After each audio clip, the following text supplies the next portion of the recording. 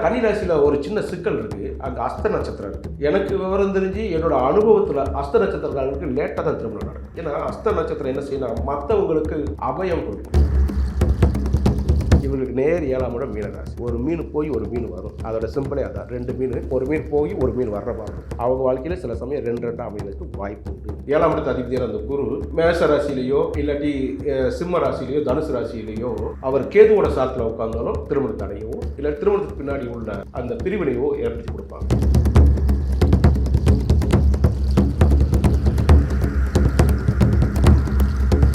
கன்னிராசி என்பர்கள் sir. Okay. So இந்த கன்னிராசி என்பர்களுக்கு திருமணத்தில் தடை இருக்குது, இல்லை திருமணம் நீட்டுச்சு நிலச்சி இருக்குல்ல சார், இதுக்கு திருமணம் கை கூடவே மாட்டேங்குது சார், என்ன சார் பிரச்சனை அப்படின்னு கேட்குறாங்கன்னா என்ன ரீசன் சார்?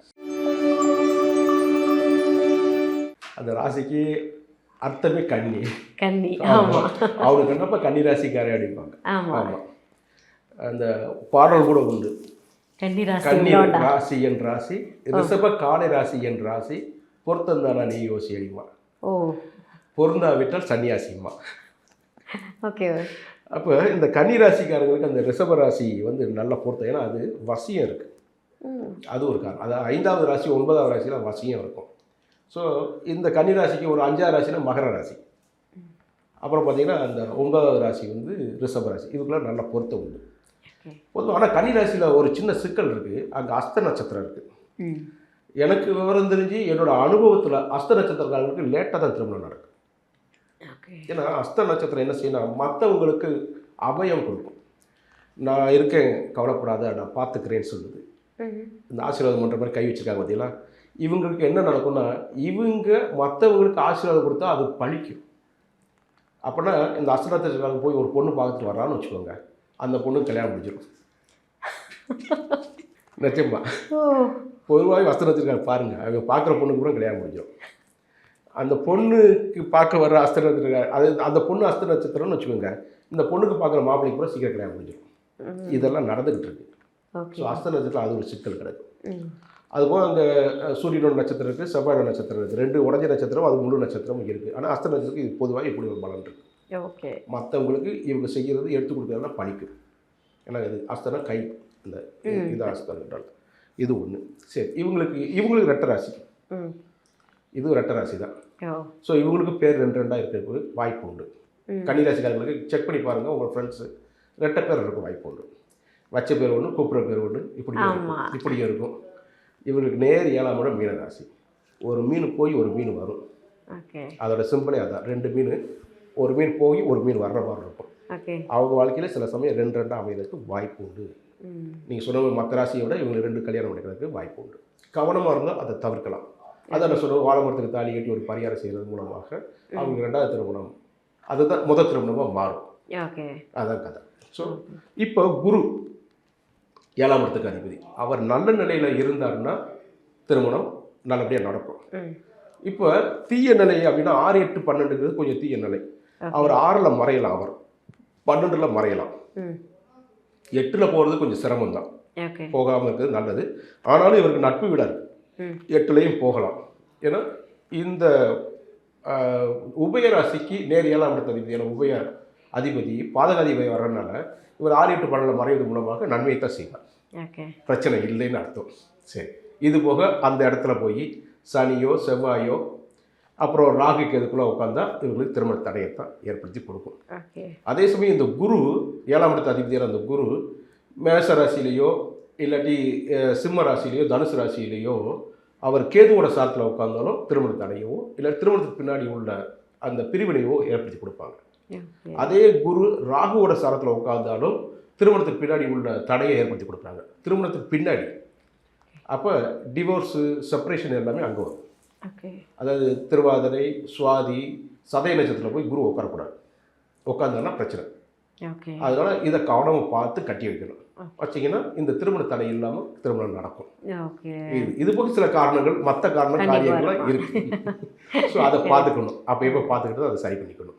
ஸோ இதுதான் இந்த பொதுவான ஒரு ஜாதகம் பார்த்து நிறைய விஷயம் தெரிஞ்சுக்கணும். Okay sir. ஸோ இப்போ கன்னிராசிக்கு வந்து திருமணத்தில் தடை ஏற்படுது அப்படின்னா என்ன மாதிரியான பரிகாரம் பண்ணால் சரியாகும் சார்? சரி, புதன்கிழமை சக்கரத்தாழ்வார் அப்படி இல்லாட்டி மகாவிஷ்ணு இவங்களுக்கு வந்து துளசி மாலை சாத்தி அர்ச்சனை பண்ணி வழிபாடு செஞ்சுட்டு வரணும். ஓகே. அப்படி செய்வதன் மூலமாக இவங்களுக்கு இந்த திருமண தடை நீங்கும்.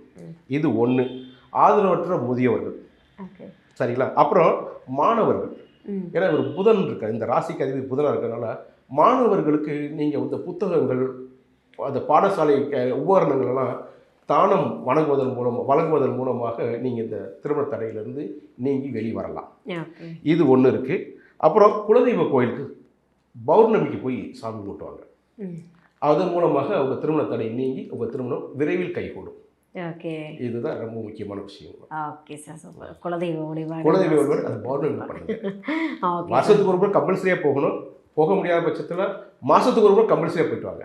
ஆனால் இது வந்து பௌர்ணமி வழிபாடாக இருக்கணும், குலதெய்வ வழிபாடு. ஓகே, அது முக்கியம். Okay sir, super sir. So கன்னிராசி என்பவர்களுக்கு திருமணத்தில் உள்ள தடை நீங்கி திருமணம் கைகூடணும் அப்படின்னா என்ன மாதிரியான விஷயங்கள் பண்ணலான்ட்டு ரொம்ப அழகாக சொல்லிட்டீங்க. Super sir. மகிழ்ச்சி. திருமணம் ஆகலை அப்படின்றது ஒரு பிரச்சனை ஏன் வருது? முதல்ல ஏன் இந்த திருமண தடைகள்லாம் ஏற்படுது அதிகமாக? இது ஒன்று கிரக ரீதியாக சொல்லலாம், ஜாதகத்தில் கிரக ரீதியாக சொல்லலாம். இன்னைக்கு சிலரோட கண்டிஷன், ஓகே, அதாவது அவங்க அம்மா அப்பா போடுற கண்டிஷன், எனக்கு மாப்பிள்ளைன்னா சொந்த வீடு இருக்கணும், கார் இருக்கணும், இதெல்லாம் இருக்கணும் அப்படின்னு சொல்லி ஒரு கண்டிஷன்ஸ் இருக்குது. அதே மாதிரி பொண்ணு சைட்லேயும் அவங்க சில சமயம் டிமாண்ட் இருக்கு. ஸோ இந்த டிமாண்டெல்லாம் விட்டாங்கன்னா சீக்கிரம் கல்யாணம் நடந்திருக்கும் 90s கிட்ஸுக்கு. ஏன்னா எல்லா கிட்ஸுக்கும் கல்யாணம் முடிஞ்சு தான் இருக்குது. 90s கிட்ஸ்க்கு மட்டும்தான் அப்படின்னா அப்படிலாம் இல்லை. 70s உள்ளவங்களுக்கும் கல்யாணம் முடியாமல் இருக்காங்க, இருக்காங்க, ரொம்ப பேர் இருக்காங்க, நம்ம ஃப்ரெண்ட்ஸ் ரொம்ப பேர் இருக்காங்க. அவங்களாம் கண்ணால் பார்க்குறோம். விஷயம் என்னென்னா முக்கியமாக கிரக இணைவுகள், கிரக சேர்க்கைகள் இருக்குது, கிரகம் ஒரு இடத்துல போய் உட்கார்றது இருக்குது. அது ஒவ்வொரு ஜாதகத்துக்கும் வேறுபடும். பொதுவான ஒரு விஷயம் இருக்குது. கலத்திரகாரகன்னு சொல்லி ஒரு கோள், அது வந்து பராசர முறையில் ஒரு மாதிரியும் ஜெய்மினி மெத்தடில் வேறு மாதிரியும் இருக்கும். இதுதான் ஆரம்பத்தில் உள்ள ட்ரெடிஷ்னல் மெத்தட்ஸ். அதுக்கப்புறம் கேபி அஸ்ட்ராலஜி, இன்றைக்கி ஏஎல்பி அஸ்ட்ராலஜி, ரொம்ப அஸ்ட்ராலஜிஸ் வந்துருச்சு. நோக்கம் என்ன? அவங்களோட நோக்கம் பூராமே ரிசல்ட் வரனால தான். ஸோ ரியலாக ரிசல்ட் வருது. ஸோ இந்த பராசர முறைப்படி தான் நம்ம ட்ரெடிஷ்னல் அஸ்ட்ராலஜி சொல்லும்போது கலத்திரகாரகன் அப்படின்னா சுக்கிரன், இது ஆண்களுக்கு சொல்லும்போது. பெண்களுக்கு சொல்லும்போது செவ்வாய். இந்த செவ்வாய் சகோதரக்காரகனாகவும் இருக்கும். அப்புறம் திருமணம் முடிந்ததுக்கு அப்புறம் இது கணவராக மாறிக்கணும் பெண்கள் ஜாதகத்தில். ஸோ இந்த கோள்கள் போய் நீசமாகக்கூடாது. அப்புறம் கேது கூட போய் சேர்ந்து உட்காரக்கூடாது, ராகு கூட சேரக்கூடாது. அப்புறம் தீய கோள்னு சொல்லக்கூடிய சனி, அப்புறம் சூரியன், இவங்க கூட சேரக்கூடாது. சேர்ந்துச்சுன்னா தீய பலனை தரும். அதனால திருமண தடை உண்டாகும். சிலருக்கு டிலைடு மேரேஜ் இருக்குது, சிலருக்கு டினைடு மேரேஜ் இருக்குது. டிலைடுனா இல்லை, தாமதமாக முடியுது. சிலருக்கு திருமணமே இல்லை அப்படின்லாம் இருக்குது. ஸோ இதுக்கு சில கோள்கள் தான் காரணம். ஓகே. அதில் இணைவுகள் ரொம்ப இருக்குது. அது நீங்கள் கேட்கக்கூடிய கேள்வியை பொறுத்து அந்த இணைவுகளை பூரா நான் சொல்ல முடியும். ஓகே சார், ஓகே, கண்டிப்பாக. ஏன்னா இப்போ ஒரு திருமணம் பண்ணுறோம் அப்படின்னா நிறைய பேருக்கு திருமணம் ஆனதுக்கப்புறமா விவாகரத்துகள் நடக்கிறதா இருக்கட்டும், இல்லைன்னா அந்த குடும்ப வாழ்க்கை வந்து நிம்மதி இல்லாமல் இருக்கு இல்லையா? ஸோ ஒரு திருமணம், ஏன்னா எல்லாருமே மேக்ஸிமம் அஸ்ட்ராலஜர் பார்த்து ஜோதிடம் பார்த்து தான் திருமணம் பண்ணி வைக்கிறாங்க. ஆனாலுமே அதில் வந்து ஒரு ஃபுல்ஃபில்னஸ் இருக்காது, பிரச்சனைகள் இருந்துகிட்டே இருக்கும். அப்போ திருமணத்துக்கு மஸ்ட்டாக இந்த பொருத்தம் கண்டிப்பாக இருந்தே ஆகணும், அது இல்லைனாலே பிரச்சனை தானா? என்ன பொருத்தம் இருக்கணும்? இப்போ தசவித பொருத்தம்னு சொல்லி ஒரு விஷயம் இருக்குது, 10 பொருத்தம்னு சொல்லி பார்க்குறாங்க. ஆமாம். இப்போ இன்றைக்கி எல்லா சடமும் பார்க்குற அளவுக்கு புத்தகம் வந்துச்சு. எங்கள் சிவகாசியில் தான் அச்சடிக்கிறாங்க. 3 ரூபா தான் அந்த புத்தகத்தோட விலை. அவங்க 10 ரூபாய்க்கு 20 ரூபாய்க்கு விற்கிறாங்க. மொத்த விலைக்கு வாங்கினா 3 ரூபா தான். நீங்கள் பஸ்ஸில், நீங்கள் சிவகாசி பஸ்ஸில் நீங்கள் உட்காந்துருந்தீங்கன்னு வச்சுக்கோங்களேன், அவங்க சும்மா அப்படியே வந்து ஒவ்வொரு இடத்துலையும் வச்சுட்டு போயிடுவாங்க. ஓகே. அப்புறம் திரும்ப வந்து கலெக்ட் பண்ணும்போது காசு கொடுக்குறவங்க காசு வாங்கிக்குவாங்க, புக் எடுக்கிறவங்க எடுத்துக்குவாங்க. அதில் 1 நிமிடத்தில் திருமண பொருத்தம் பார்ப்பது அப்படின்னு ஒரு புத்தகம். அது எளிதாக திருமண பொருத்தம் பார்க்குற மாதிரி அடிச்சு கொடுத்துருவாங்க. சில ஜோதிடர்கள் 10 பொருத்தம் இல்லை அப்படிங்கிற, அதெல்லாம் முக்கியமாக இருக்குது. அதுக்கப்புறம் தான் கிரக பொருத்தம். முதல்ல இந்த பொருத்தம், உங்கள் நட்சத்திரமும் அவங்க நட்சத்திரமும் சேரலை அப்படின்னா நான் எப்படி கட்டி வைக்கிறது?